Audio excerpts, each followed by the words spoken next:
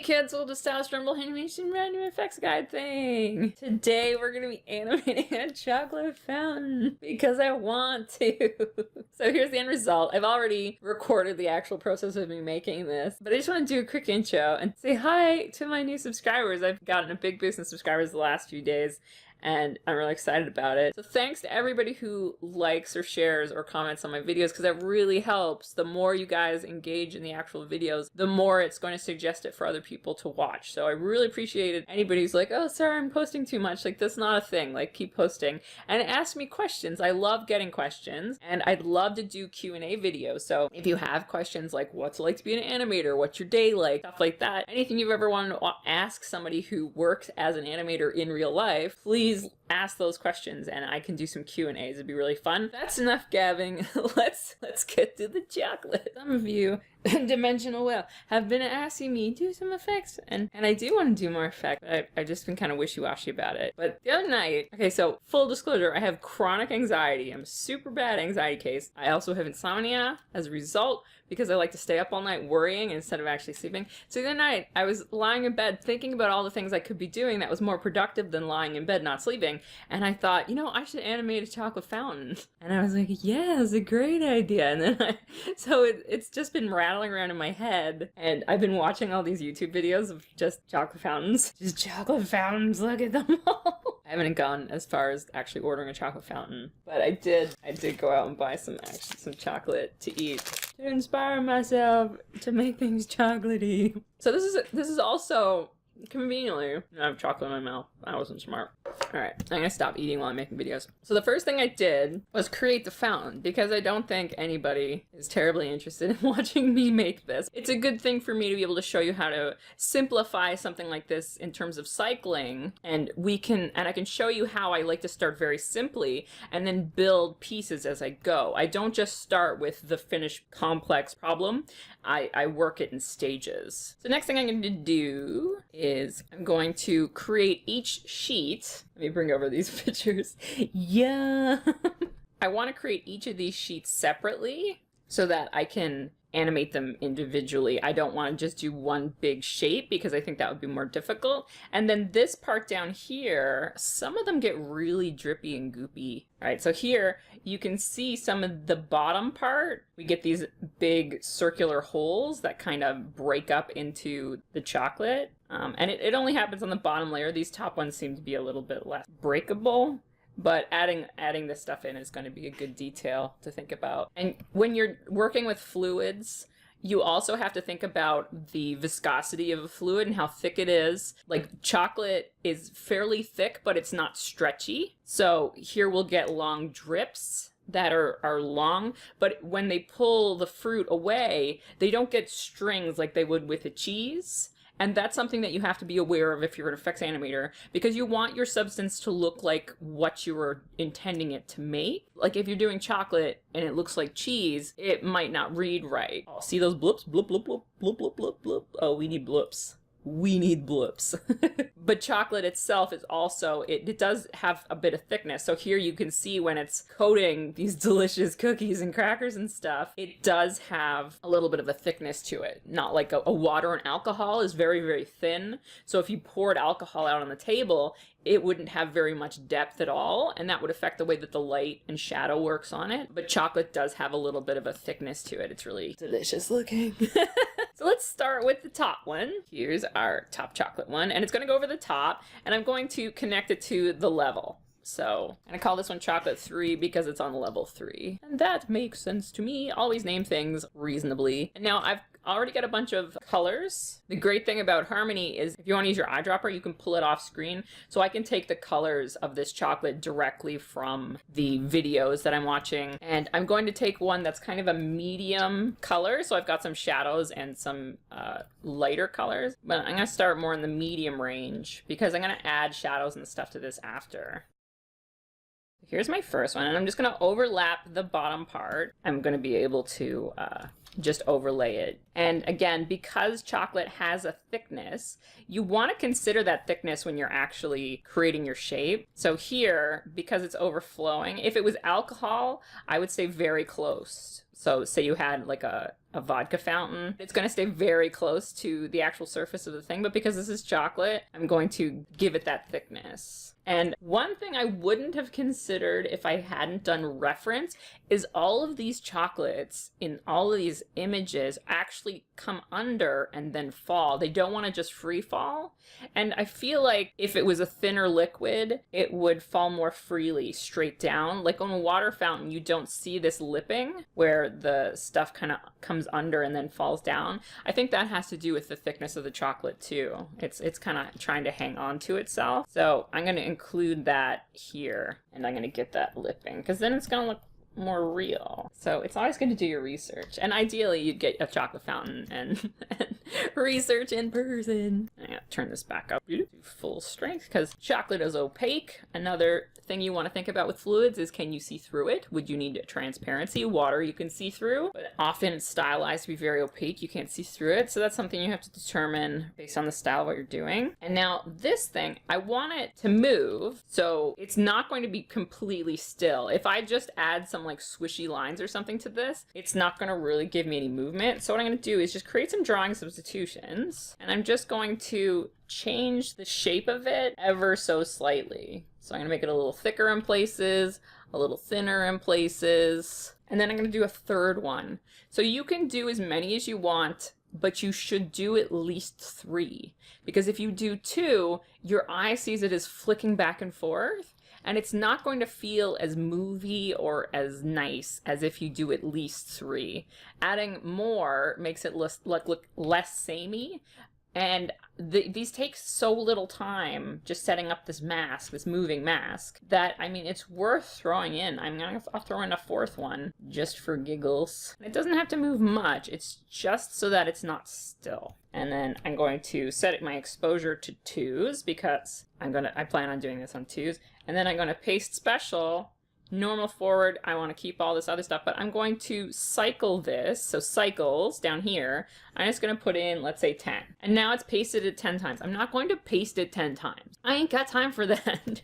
There's a button for pasting cycles. So now if I play it, I can check it out, and it looks a little bit jumpy in places. So between here and here, I'm not a super fan of that. So I can just go in and tweak them. And the thing that is different with Toon Boom, because you have drawing substitutions, number 1 here and number 1 over here, if you change one, it'll change the other. So this is super good for cycles, but really bad if you're expecting to be able to change your drawings along the way. Like you want to change this drawing here, but not this one over here. It's careful. You have to be aware of that. And if you're used to using a harmony, it's not something that you need to work, like you get used to that being a part of it. But whenever I switch to a program like Flash, where a keyframe here and a keyframe here are independent of one another, I just find it so frustrating. Like, no, I copied and pasted. It's identical for a reason.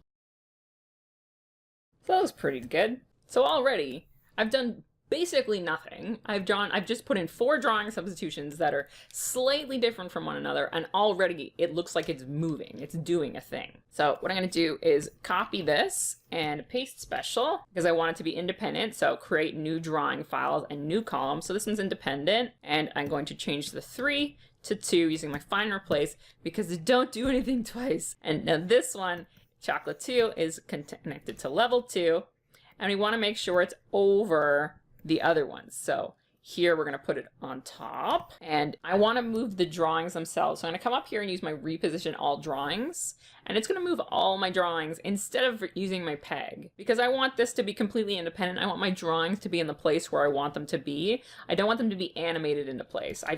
Personally, I find that annoying, because if you undo the animation on it, then it's in the wrong spot. You move the drawings, it's going to be where you want it to be all the time. So here I'm just going to move it, and I'm also going to flip it horizontally, because I don't want it to be the same as the top, and that might just be enough to separate it here. All right, so now we've got 2 layers of fountain done.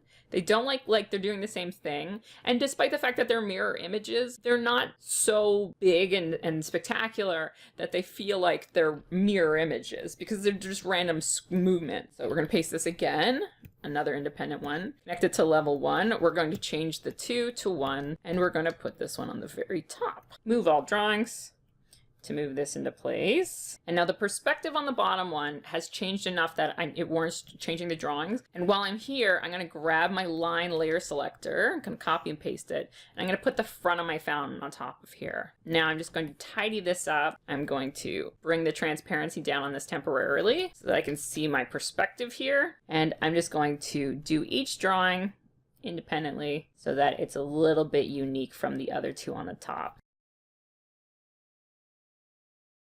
Right, so now we've got a pretty chocolatey looking fountain, I think. The next thing I'm going to do is figure out where I'm going to put my highlights and shadows, and you have a choice here. You can put them directly on these drawings, or you could make another layer and you could do them separately. I think for simplicity's sake, I'm going to just draw them in here. So I'm going to go to my tool properties and I'm going to select on the repaint brush. So now whenever I draw, it's only going to draw where I have something already. So I don't need to meticulously add a highlight to the edge of this if I want one. All I have to do is that, and now it's got a little bit of a highlight. So we're going to draw a top on this, and this is just eyeballing it, which may or may not be detrimental to my life right now. I'm going to go into the drawing view so that the actual stand isn't visible, because that's bugging me. And because we want this whole thing moving, you don't need to be ultra strategic, because just like our jiggly outline, we want there to be just a little bit of movement here in our highlight as well, and that's going to add to the illusion that this thing is actually moving.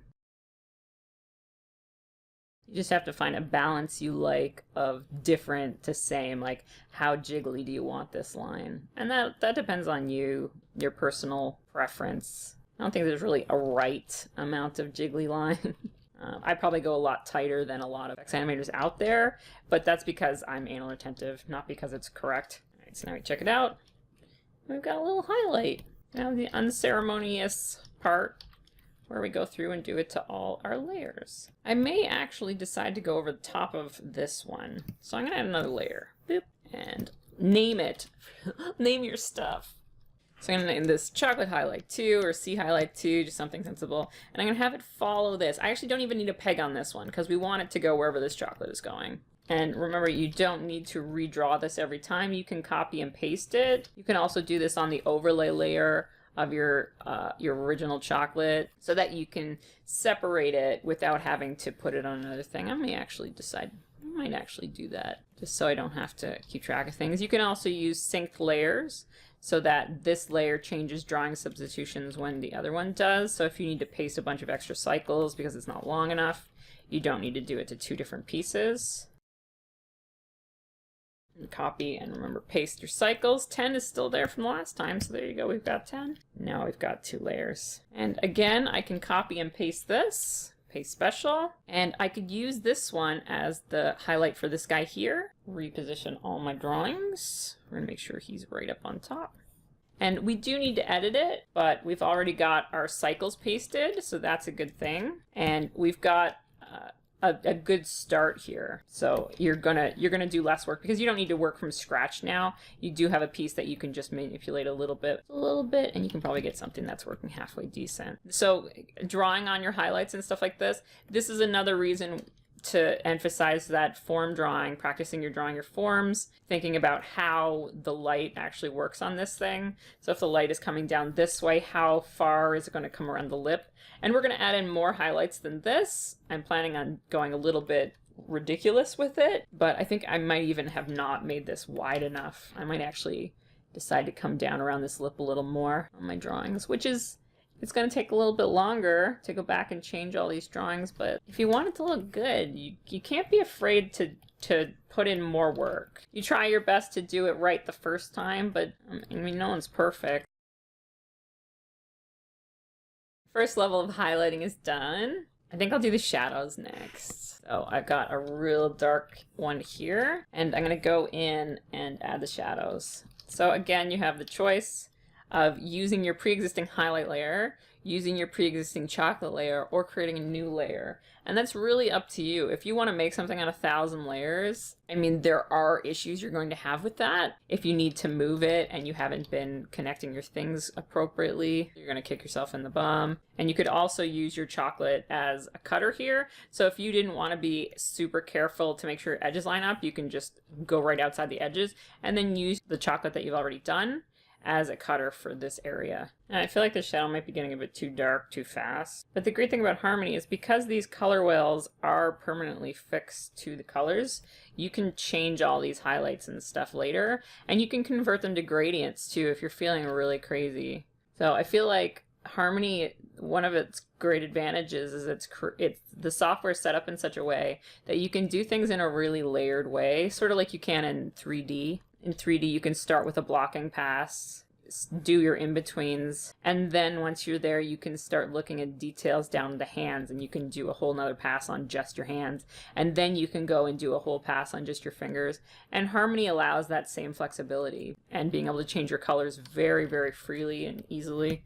The color palette system is definitely a bit jacked up, like it definitely has its problems, but I think the intentions are really good, and if you kind of understand their diva flow, they actually really have a lot of advantages over something like the Flash style of color palettes, where you have to recolor everything if you decide to change your mind. I try not to work in Flash because I find it really infuriating. A lot of the things that I kind of take advantage of in Harmony are not available to me. And so if you have to recolor a 60 frame animation in Flash, it's just so agonizing. When you get a revision like that, you're like, oh, why? Whereas in Harmony, you can just change the palette, or you could add a color scale, or there's so many different really easy ways to fix that your revision no longer becomes a huge headache. It's just a little like bloop, and you're all done and ready to go. I'm going to chill this color out a bit. That's a little bit nicer. And the next layer of highlights I'm going to add is the real like glossy highlights. I'm going to make this almost white, and I might add a whole independent layer just for glossy highlights, just for fun. The downside of this is if you want to change the scale of one of these pieces and you decide to put all your highlights on one layer, scaling is going to be a problem. But because this isn't for a client or anything, it's just for my own amusement, I don't think I'm going to give myself retakes on the scale. I do want to just paint all these pretty highlights on here by hand. And because I'm putting all this on a separate layer, it also gives me the opportunity to do another number. So the chocolate itself could be 4 frames. The highlights and lowlights, some of these like just form shadows, they could be 3 or 5, and these highlights here could be 10 different kinds of highlights to give it a lot of uniqueness. And honestly, for this very still fountain, that wouldn't be a thing for me. But if I was doing a fancy effect, like a close-up of a sink or something, where I have to do a faucet, I'd add in a layer that's just drips. And I might add 2 or 3 layers of drips that I can have on different numbered cycles, just to give it a real sense of uniqueness. And I'm also going to add in some lowlights here, some more shadows. And then I'm going to do my wiggle pass. Okay, so one thing I'm going to do that I'm going to make a note of is when you get these stroke lines and you try and flatten it, Alt Shift F is flatten. Sometimes it won't because it saves strokes. So what you have to do is come up here to Drawing, Optimize, Remove Extra Strokes, and it'll get rid of those little stupid lines. Oh, they're the worst.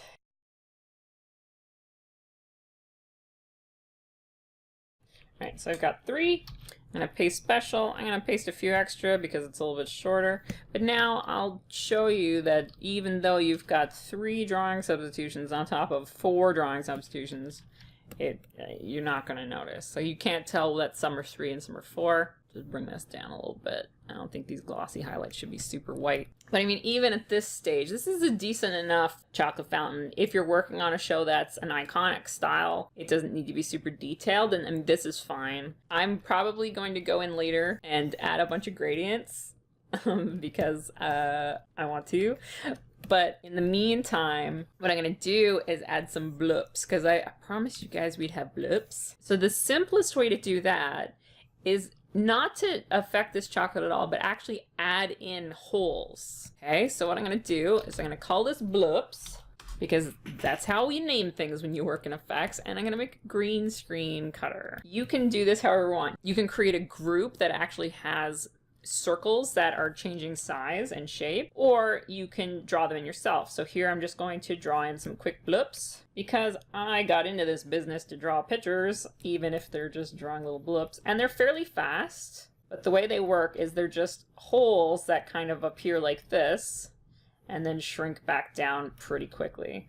So right click exposure, set exposure to 2. I work on 1s and then convert to 2s all the time. And you can add as many blips as you want. I'm gonna turn this blips into a group just so I can show you some cheapy ways of using this.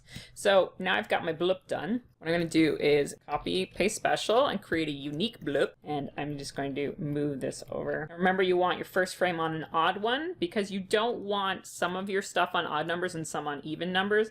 That always looks weird. And I'm also going to copy and paste this one a couple times. And one thing that people sometimes forget when they're cycling is the beginning of the cycle. And I'm going to take the tail end of this and I'm going to paste this over here. All right, so now I'm going to take my second blip and I'm going to just move it. And you can change the shape like this. So now each of my blips are going to be different. And you can also animate each blip itself. So here, this blip is here. And then over here, I'm going to move this a little bit over so it's staggered a bit more. I'm going to, on my keyframes mode, I'm going to move it over and then make it a little taller and skinnier. So because it's just like a simple form, you can easily just smush it and stretch it to make it look like a different blip. And by having more than one, you can have them overlapping in timing. So that's the only advantage to having more than one. So here I can put in a bunch of blips. Bloop, bloop, bloop, bloop. And now I'm just going to grab a cutter and I want it to cut this. Throw that on there.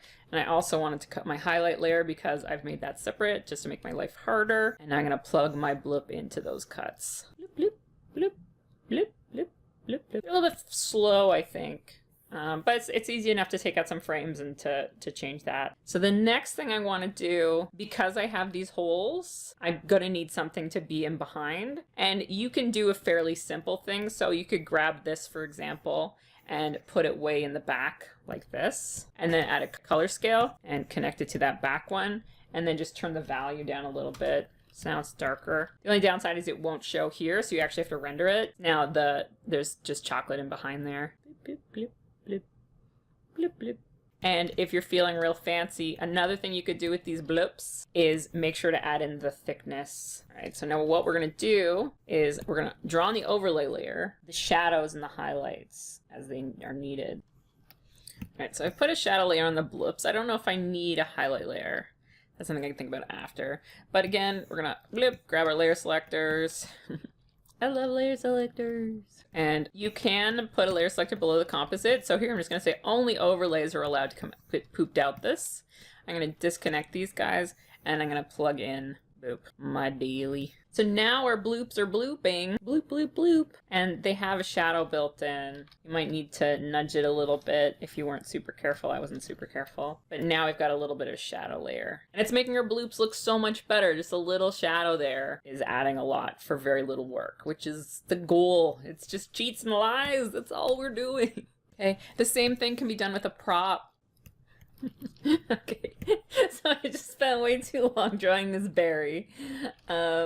Because it's yummy and I want to put it in the fountain. So what I'm going to do, as well as the berry, I'm going to put another green screen. And in the green screen cutter, I'm going to put just a little maboober here that goes down, just a little tube shape. I might need to adjust the shape later, but I mean, the reason it exists is because when I put the berry in the fountain, the berry's going to stop the show of chocolate, at least in a layer. This wouldn't be here, this berry G. We'd have an animator come in, because the character animation is done by somebody else. So now this is when we'd come in. That's what they give us. This is our completed scene. Character comes in, shoves berry in the fountain, and we'd have to animate the chocolate. So what I'd do is I'd put in a cutter and then I'd figure out where my layer is. So I'm gonna put a cutter in here. And this is one advantage to putting things on separate layers. You could do this in one big layer, but then when you go in, you have to add effects like this. It might be a little bit more difficult, but I mean, it's really, if you determine what you need based on what it needs to do. So I'm going to unplug the berry from here, from my main composite, so it's invisible. It's just cutting a hole in here. We can put another cutter here on the berry. All right, I would do this. You can do kind of a cheapy cutter, or because I'm a perfectionist, I would do a frame by frame cutter. So here I'm gonna say my strawberries entering the chocolate here. So I think the leaves I'm just gonna cut entirely here. And then we're going to go around like this. Then I'd want to affect this cutter here. I wouldn't want that to go so far over yet. And so I'd use these two cutters, one to cut the berry and the other one to cut the chocolate. And I am going to need a back layer on this chocolate here, but that's something we can worry about in a little while. So extend exposure to each one for 2 frames. And then in the next one, we're going to want to cut up a bunch of this berry. The leaves in hindsight might have been a little bit of a pain in the butt. I mean, go big or go home, you guys. So this is another incident of where your perspective is going to help you, because you have to think about how this chocolate is wrapping around the berry, what part of the chocolate is actually going to be obscured. And now we'll say that like this much of the chocolate is going to be obscured. So what I can do is put in 2 or 3 different frames where this is wiggling, this cutter, and then just paste it along. So now as we animate it, you can see the chocolate's still flowing around the strawberry down here. And you do the same thing with this guy up here. And this strawberry cutter you can keep animating this as you want. So just add another keyframe and have it start to envelop the whole thing. All right, so just adding 1 or 2 drawing substitutions where it's sort of wiggling, it looks like the chocolate's going around and still getting the flow. And then we can grab this guy and we can use that as the back here. So as you can see, I'm not afraid to throw in a million cutters to get this stuff working. Because it may seem unruly if you come into a scene and this is what you have. But if you need to put in 6 or 7 different fruits into this thing, you don't want to kill yourself with too few layers, because then any change is going to, because then you're going to have to hand animate every single fruit going in rather than just throw in a few cutters and then do some quick drawings. Instead, you're going to have to change the entire fountain each time. So then the last thing I would want to add with this berry is a highlight, and I'm just going to grab some highlight color here. And I'm going to do this. And I'm also going to add in a shadow layer so that my chocolate has a little bit of depth. As I said at the beginning, like an hour and a half ago, something like alcohol doesn't have any thickness, so you're not going to be as bogged down with adding these little highlights and stuff. But adding them to something like chocolate, because it has that thickness, adding this makes it so much more real. Alright, so I'm going to render it so you can see. I am going to go in and do highlights, but I'm not going to record all that because it's going to be tedious, and there's no real learning to it. It's just adding gradients to these things. But now I feel like the chocolate's coming around this little berry a little bit more. Just by adding in that little highlight and stuff, it gives the thickness to the chocolate. You could even add a highlight in here on this part. That may or may not add to it. I'm going to throw in the gradients without recording it, and I'll be right back. Alright, so I went through and I added gradients because I wanted it to look more chocolatey. So this is the final result. I did go through my network a little bit and clean it up because my network was getting pretty jacked up. So I took the berry and separated it and its stick over here so that that's a little bit more clear. My highlights are still separated. If I was to do this in the studio, I would take the time to copy and paste each of these glossy highlights into the layer so that if, say, we needed this to be like taller, like this, we could do that, but it would be a little bit more flexible because now I'd have to change the whole highlight thing as well and use some composite. So now everything that has to do with this layer here has its own composite, and it's not just a ton of layers getting put in there. And I took out a few of the extra highlight layers and just pasted them into each of the dealies so that it was a little bit more user-friendly. So because this is a personal project, I don't feel like I'm going to take this any farther in terms of the network and getting it super tidy. But if this was for a studio, I would bear this down to the absolute minimal number of layers that I needed. I would put these highlights on the actual layer itself, on the overlay, or I'd at least break up top, middle, and bottom and have it as part of a little group like this. So the whole level 2 here would be very condensed and very clear. If it was a super complex system, this I feel like it's not ultra simple, but it's really not complex either. Like a light medium complexity. If this got super crazy, I would insert backdrops. So my berry would have a little backdrop here, and then tier 1, tier 2, tier 3, because some of these things can get really crazy. So don't be afraid to organize your network if you need to give it to somebody else. Always err on the side of more organized. Right now I'm working on season 1 of a show, but I might not be on season 2. So if some other effects animator came in season 2